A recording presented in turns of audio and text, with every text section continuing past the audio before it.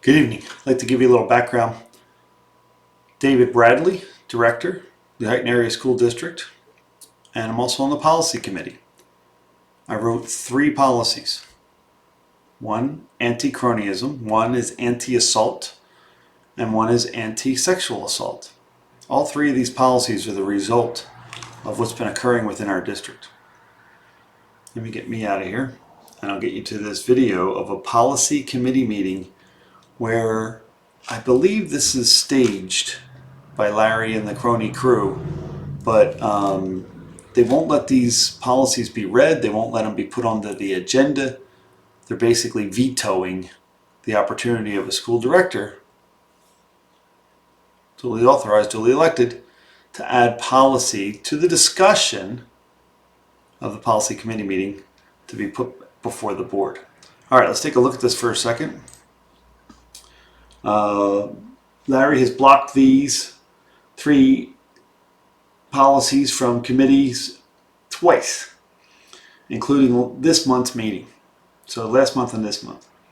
You will hear me mention to Janine as she walks by that they didn't get on the agenda.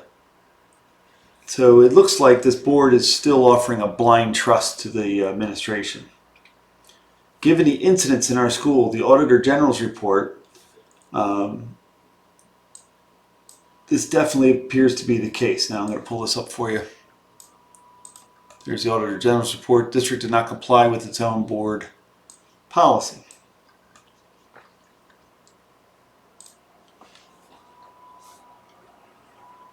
The people in this meeting just shout it down. Larry gets irate for even mentioning the Auditor General's report. I love opposing commentary, but irrational behavior by members of the public squad appeared to be organized. You have to think and look for yourself.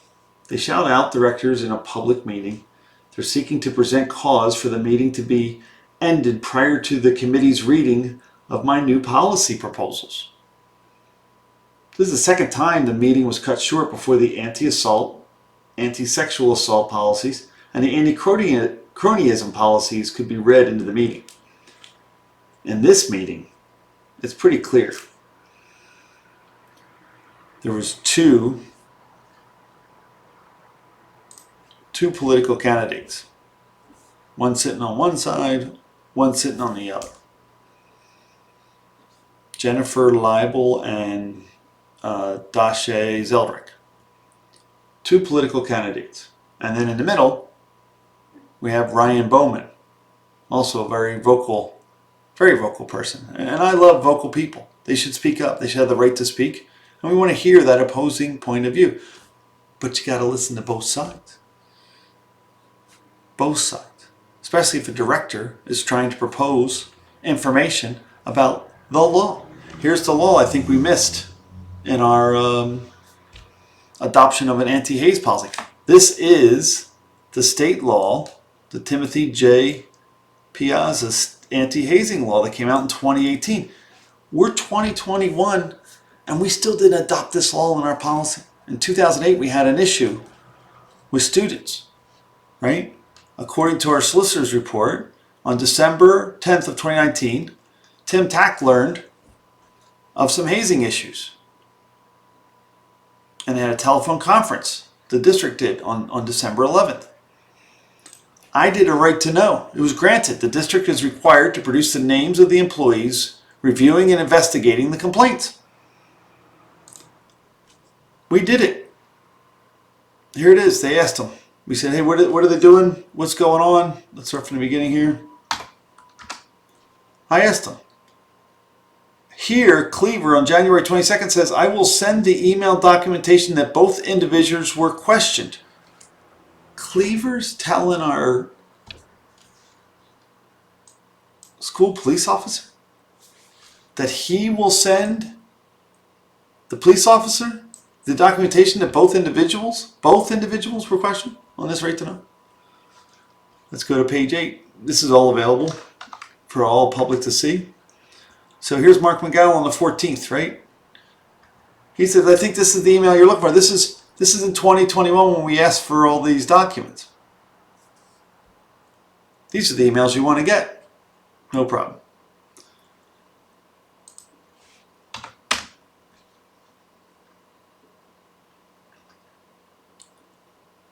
On January 2020, a month after Eric Filer consulted with our district on hazing, from Mark Magala. Hey Kyle,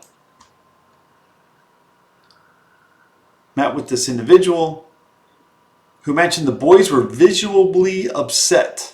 The coaches told them that they should deal with it on the field. This is a staff member. The coaches also asked them if they wanted to play football or not when the kids were upset. It's the Lord of the Flies. This makes no sense.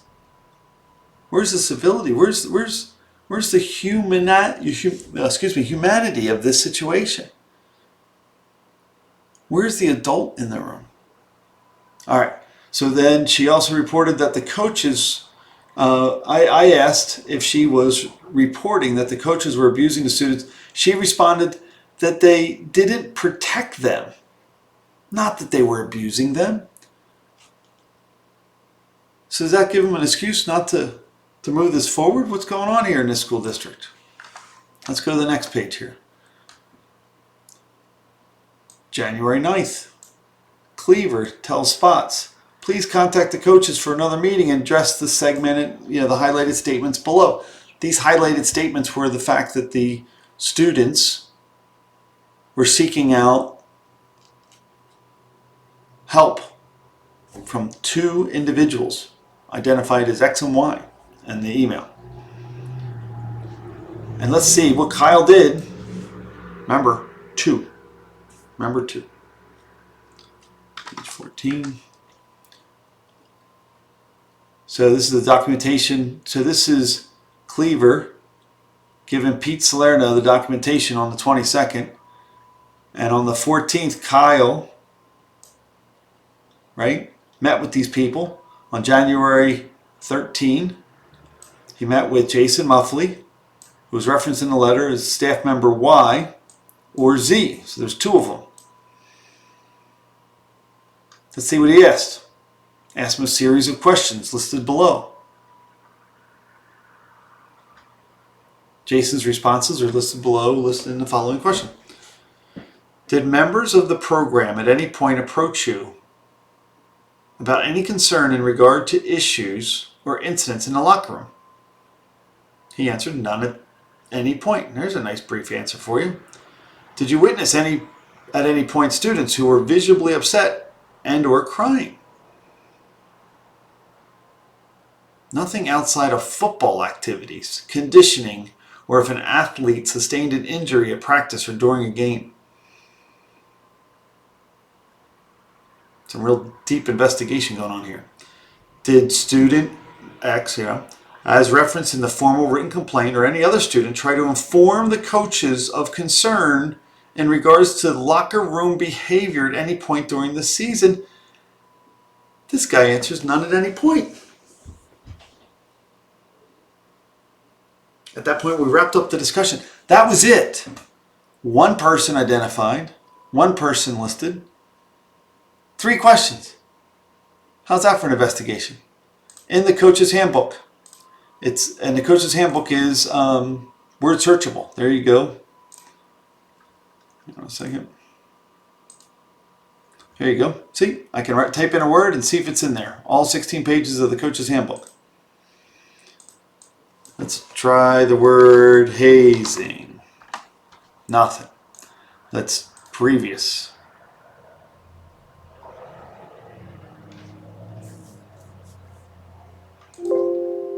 Okay, let's try the word haze. Nothing.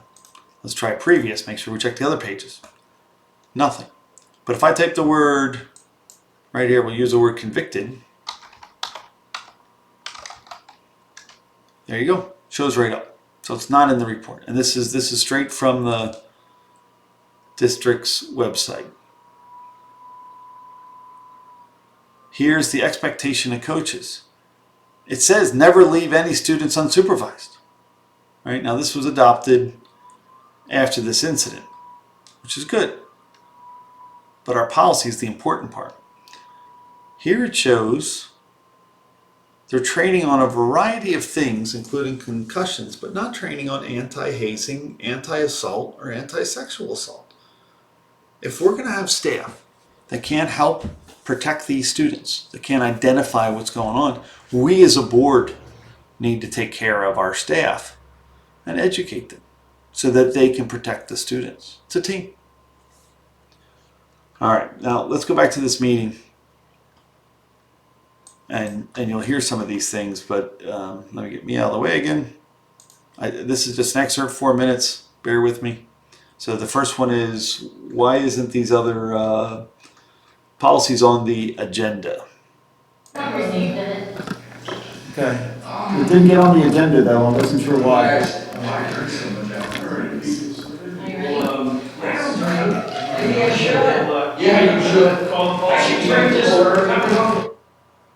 So we're going to skip ahead here a little bit.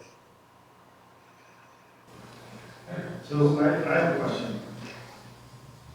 Under Pennsylvania law, Chapter 28, anti-hazing under the Timothy J. Piazza law, that this is pulling a lot of the data from. It's very specific. And in the fact that if you look under 2808A of that policy, I think we're missing that portion of I think that's what we're, responsibility. Mr. Brown, I think that's what we were citing earlier. Hold on, she's going to cite the law. I agree. Our policy has to refer to that law. That's going to refer to your legal citations. I agree. That's not what I'm talking about, right? You're talking actual verbiage. Yeah, I'm talking about the verbiage of the law tells us as an organization, underneath this law, we have a responsibility to follow the law. We agree to that? I don't disagree. There you go. Well, at least I appreciate having a discussion with you because these guys have been blind to this situation for years. So the way it works, we don't need to talk. I understand that. So the way it works is we're a government. State laws are government. We took an oath. Is that a copy of that citation? So we took an oath. You took an oath. Do you follow your oath? Damn straight. Yes, I did. I hope Is that a copy of the law? Wait a second. I believe that was Jennifer in the background yelling if I'm going to follow my oath. 5 years we have of the Auditor General saying that we failed as a district for these people. Larry was on for all those 5 years. Wayne Wentz, God bless him, so glad he's gone so we can have a moral board. He was on for all 5 of those years, and so was, for the most of them, Steve Holland. What a mess. We'll have to check Larry's records too. I believe he was on for all 5. So we took an oath. You can't see it. You can. It's online. It's right there. I'm asking to see it. I'll let you read it. I want you to read it out loud into this meeting because I want this board to know that they have a responsibility to follow these laws. And unless this new policy, Mr. Bradley, that's what we're saying. Unless this new policy, hold on, please let me finish. Don't interrupt me. It's so much easier to just listen. Just finish what you have to say so we can move on. Spit it out, David. Just spit it out. So there you got Rita, this Dashe lady, and Jennifer all piling on because they don't want to hear the law being read, I guess. I don't know. Spit it out, David. Just finish what you have to say so we can move on. Spit it out, David. Just spit it out. Just read what you got to read. Seriously. This is what this is about. We're understanding this a discussion. We're having that discussion now. Read what we're not aware of. I haven't read it. I don't think anyone else in the room has read it. Read it. Okay, so the state has a law. Once the state passes this law in 2018, we're Is there responsible any for other questions for 247? under our oath. Why No, thank you. are you interrupting this? I'm trying to have a Because conversation. we need to move forward. They want to move forward. They want to ignore the law. It's been ignored for 3 years. You should have it before. Sorry.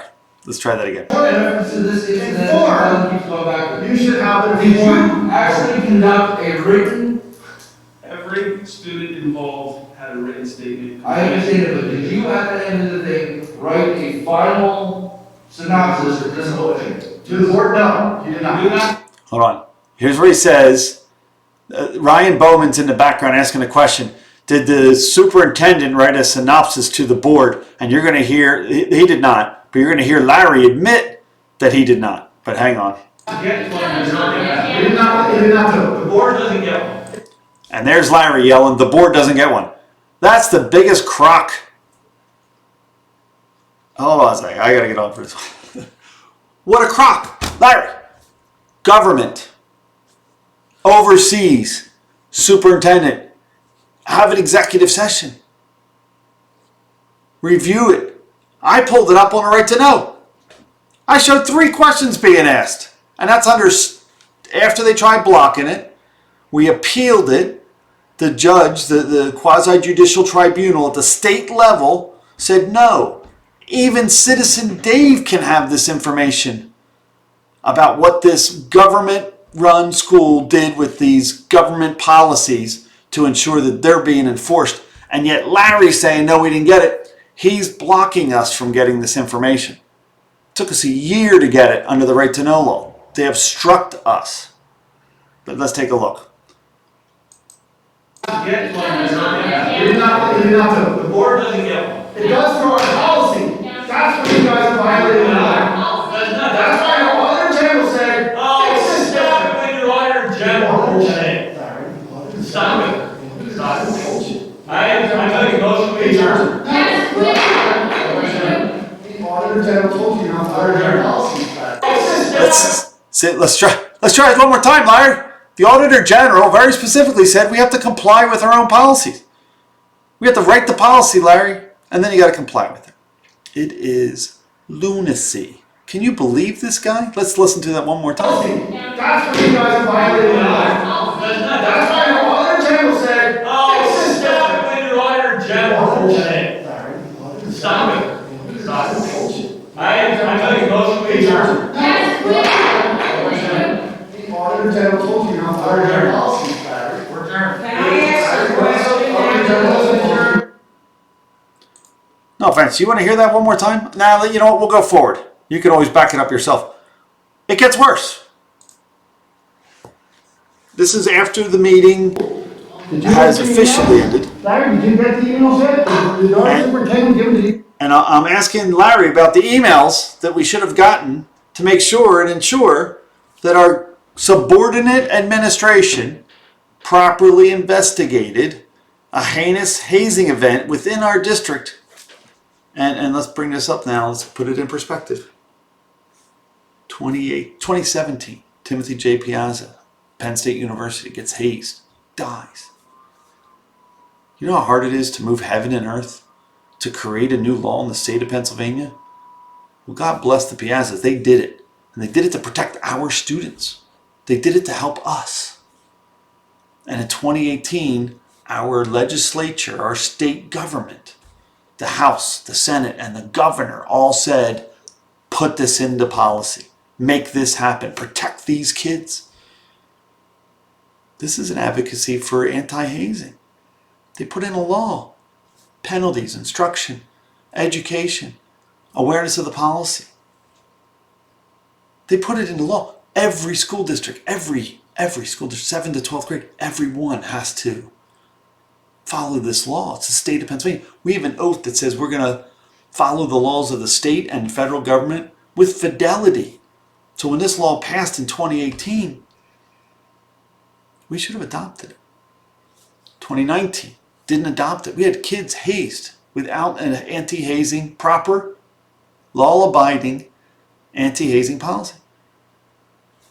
2020, still don't have one. The Auditor General says, follow the law. You should have your own policy and you should comply with your own policy. Larry ignores it. Drives him nuts. Look at him. He's all angry. He's arrogant. Slapping the gavel on an Auditor General's report. 2021, we finally start getting all the information out. The blockade is being released. Now we have a moral board. Barb's on the board.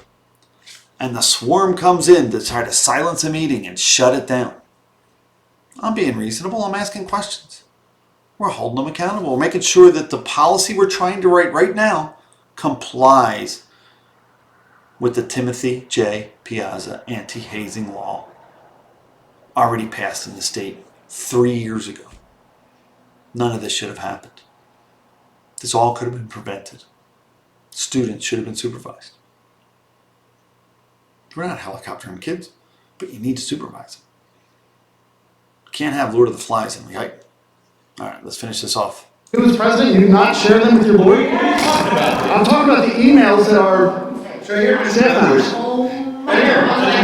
need my money. Let me tell you, I'll tell you what I'm talking about. I'll tell you what I'm talking about. I'll tell you what I'm talking about. You're calling me a jerk off? You're gonna try to hit me again, Larry?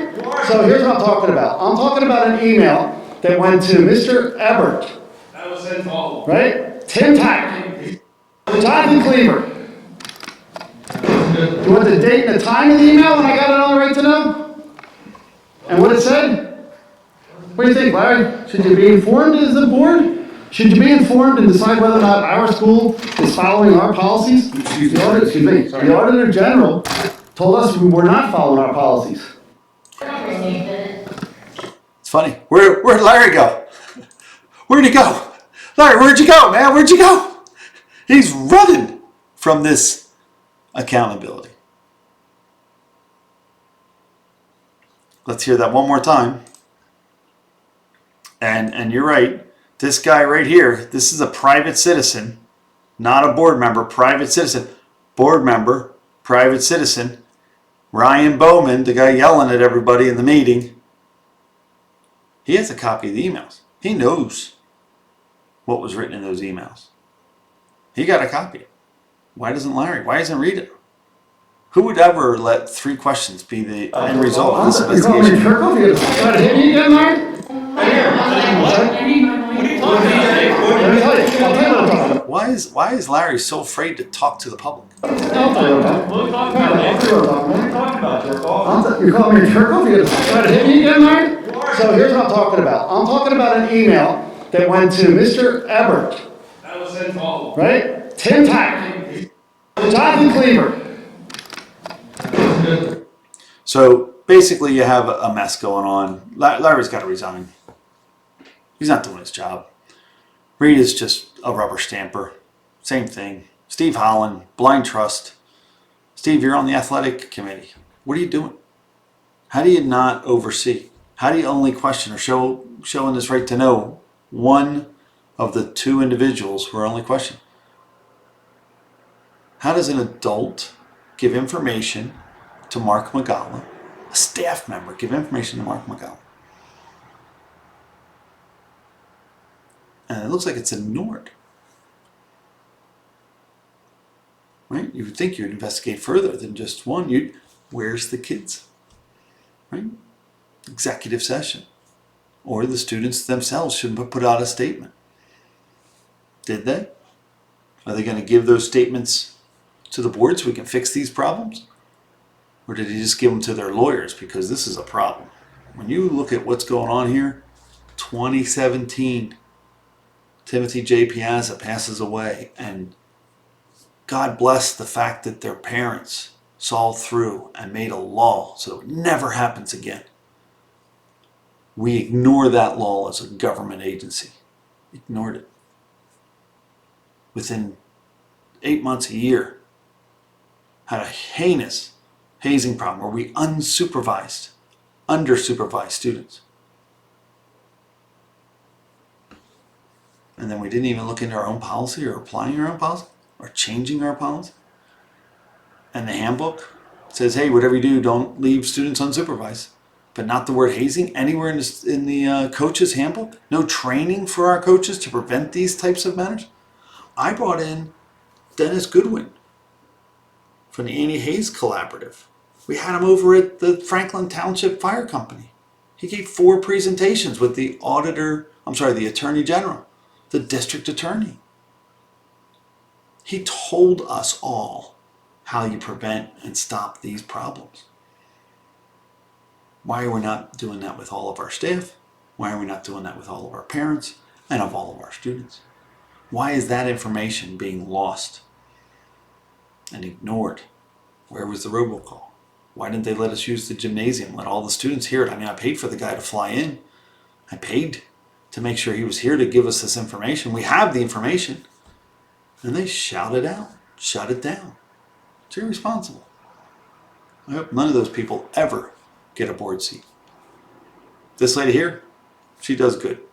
She documents and reads the law. So I'm glad she's on our board. And now that she is, we have a moral board. Thank you. Sorry to be long-winded. This is an important subject. Thank you.